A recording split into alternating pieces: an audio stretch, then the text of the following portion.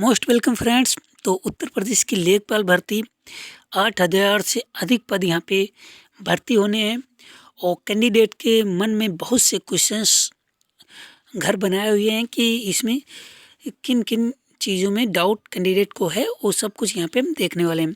कुछ लोग कह रहे हैं कितने कैंडिडेट को बुलाया जाएगा, कुछ लोग कह रहे हैं फरवरी में एग्ज़ाम होगा और कुछ लोग कह रहे हैं यहाँ तक कि मेरी तैयारी नहीं है, मैं 1 महीने में क्या क्या पढूं कि मेरा सिलेक्शन होने के चांसेस बढ़ जाएं। और कई कैंडिडेट के मुझे कमेंट आए जो फॉर्म भरने में गलती हो रही, फीस पेमेंट में कैंडिडेट को गलती हो रही है, तो वह देखेंगे कि क्या कैंडिडेट गलती कर रहे हैं। और फाइनली यहाँ पे देखेंगे सेफ स्कोर या फिर परसेंटाइल या फिर मार्क्स कितने आपके होने चाहिए कि आप इस परीक्षा के लिए बैठने के लिए एलिजिबल हो जाएं। जैसा कि आपको पता है कि 25 रुपये की फ़ीस पेमेंट की जा रही है ऑनलाइन आवेदन करने के लिए, और यह आवेदन इसको नहीं कह रहे हैं मगर इसकी जो है कोई केवल ऑनलाइन शुल्क लिया जा रहा है, मतलब कि वेबसाइट के खर्चे को देखा जाएगा तो उतना यहाँ पे 25 रुपये लिया जा रहा है। तो हालांकि फ्री रखा गया मगर 25 का भी अगर आप देखें तो वीडियो पूरा देखिएगा, इसमें बहुत सी चीज़ें आपको मिलने वाली हैं। 20 लाख नहीं करेंगे, 15 लाख करेंगे, ठीक है। 15 लाख, अब 15 × 25 अगर करें तो 25 पंचे 125 और 30, यहाँ पे अगर देखें 5, 2, 4, 5 लाख 4 करोड़ 25 लाख, 4 करोड़ 25 लाख यहाँ पे रुपए सरकार के या फिर कहें कि आयोग के खाते में जाने वाले हैं।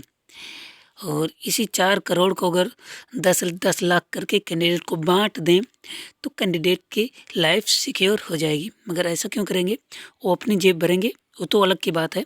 मगर यहाँ पे हम बात कर लें कि एग्ज़ाम जो फरवरी में कैंडिडेट कह रहे हैं तो कहाँ तक यहाँ पे होने वाला है, होगा या नहीं होगा या फिर अफवाह है, इस पर हम बात कर लेते हैं।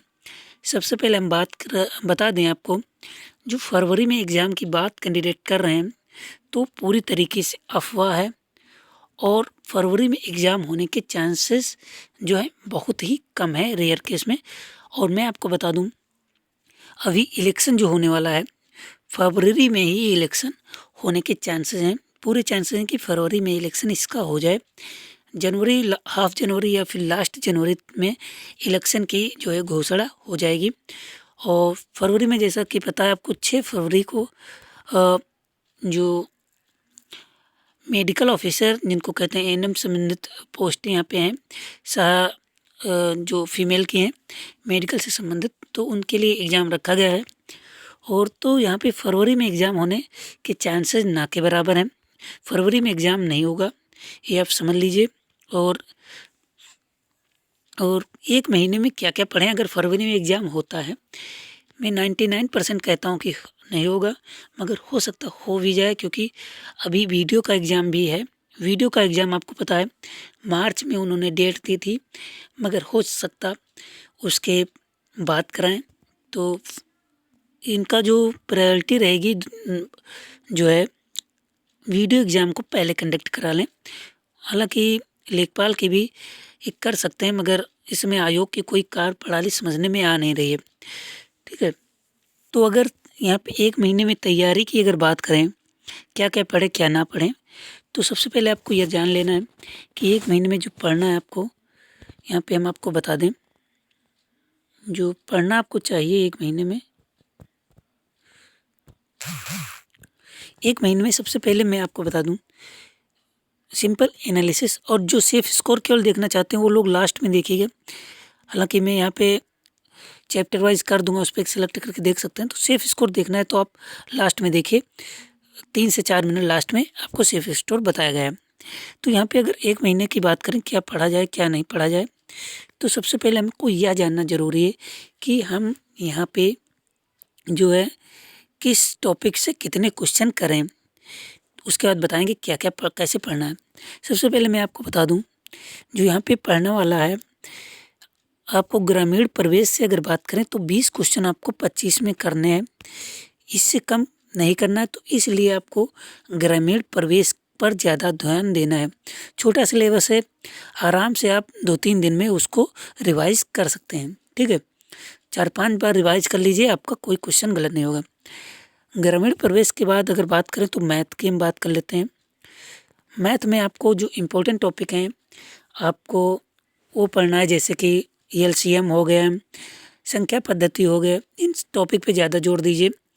और हालांकि जो त्रिकोणमिति, त्रिभुज और आयत इनसे संबंधित भी है, इनके भी सूत्र आप याद कर लीजिए, वही काफ़ी है मेरे हिसाब से। बाकी आप प्रैक्टिस करते रहेंगे तो अच्छे से आपका हो जाएगा।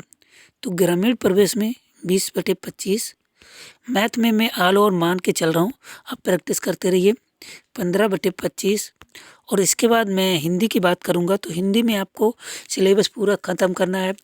अगर आपको पर्यायवाची में दिक्कत होती है तो उनको छोड़ दीजिए, रटने में दिक्कत होती है, बाकी आप थोड़ी बहुत रट लीजिए। बाकी आपको पर्यायवाची ज़्यादा से ज़्यादा 2 क्वेश्चन आएंगे, मगर हो सकता है 2 आ जाएँ या फिर 1 ही आए या फिर 1 भी ना आए।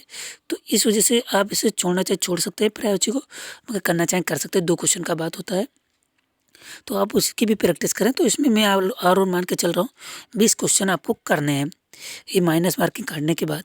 उसके बाद हिंदी के जीके की अगर बात करें तो जीके की अगर बात करें तो आपको इसमें भी 20/25 करने हैं।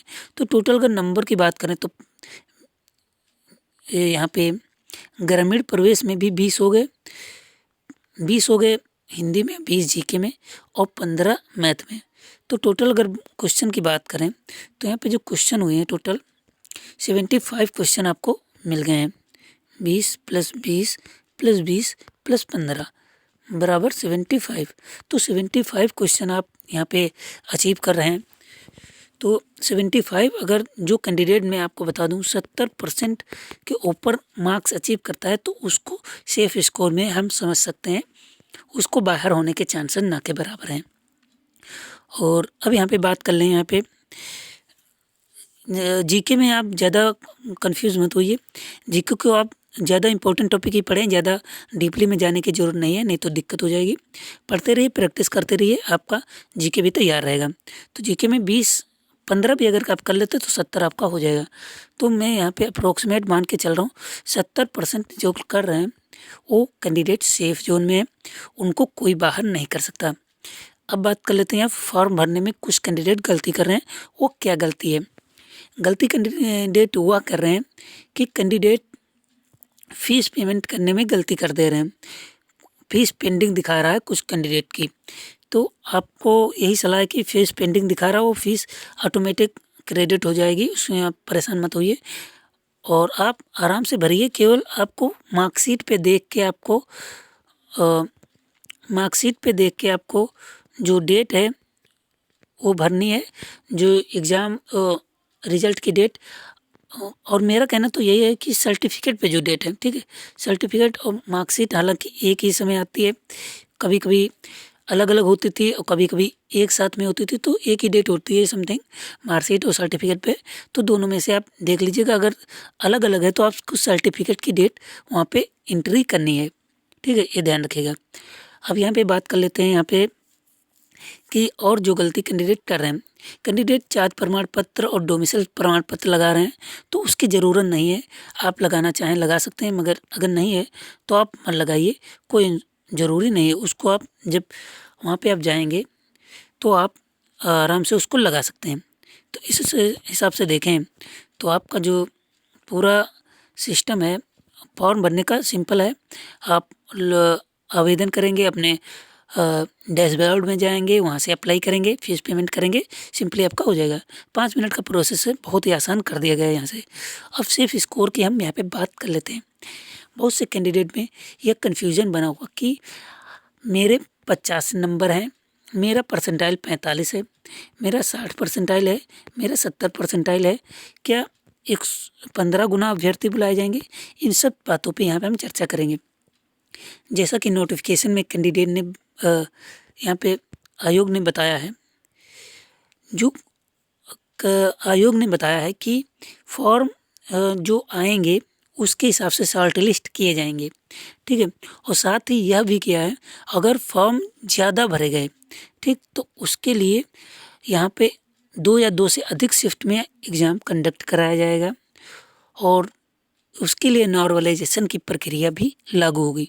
तो आप सिंपल सा यही समझ लीजिए, आयोग का पूरा विचार है ज़्यादा कैंडिडेट को बुलाने का। हो सकता है यहाँ पे ऐसा सिस्टम कर लें, 2 तरीके से सिस्टम हो सकता है, या फिर ये कह रहे हैं कि 50 मार्क्स जिनके हैं या फिर परसेंटाइल यहाँ पे ये लोग डिसाइड करेंगे। 50 परसेंटाइल जिनका है वो लोग यहाँ पे एग्ज़ाम के लिए आवेदन मतलब कि एलिजिबल हैं और वो फीस पेमेंट कर सकते हैं। और साथ ही मैं बता दूं, जो लोग यहाँ पे एक दूसरा जो हो सकता है 50 परसेंटाइल यहाँ पे कर दें, या फिर ये कह देंगे कि जो कैंडिडेट ने आवेदन किए हैं उसके 70% या फिर 80% अभ्यर्थियों को हम बुलाएंगे, ऐसा भी कर सकते हैं। जैसे मान लिया 10 लाख ने आवेदन किया तो 70% को अगर बुलाएंगे तो 7 लाख यहाँ पे हो जाएंगे कैंडिडेट। तो आप अगर मिनिमम 50% भी करते हैं तो अप्रॉक्सीमेट 5 लाख कैंडिडेट यहाँ पे बैठने वाले हैं। तो मेरा जो रिव्यू है वो सेफ स्कोर पे जो है, सेफ स्कोर हालांकि यहाँ पे मैं 100% श्योरिटी के साथ नहीं कह सकता, क्योंकि क्या आयोग करना चाहता उसने अभी तक डिसाइड नहीं किया, मगर जो नोटिफिकेशन में इन्होंने नॉर्मलाइजेशन की प्रक्रिया की बात की है, वाकई ये कैंडिडेट को पढ़ना चाहिए इस बात को कि नॉर्मलाइजेशन होगा। अगर इसको 1,20,000 ही बुलाएंगे तो उसमें एक ही शिफ्ट में हो जाएगा, कोई दिक्कत नहीं होगी। अगर 2-3 लाख होता है तब जो है 2 से अधिक शिफ्ट में होती है। तो यहाँ पे मैं आपको बता दूँ, 50% के ऊपर जिनका परसेंटाइल है, 50 के ऊपर परसेंटाइल जिनका है, वह कैंडिडेट अपने आप को सेफ जोन में समझ सकते हैं। और साथ ही मैं कहना चाहूँगा, जो लोग का कम भी है, जिन लोगों का परसेंटाइल स्कोर कम भी है, वो भी तैयारी जारी रखें।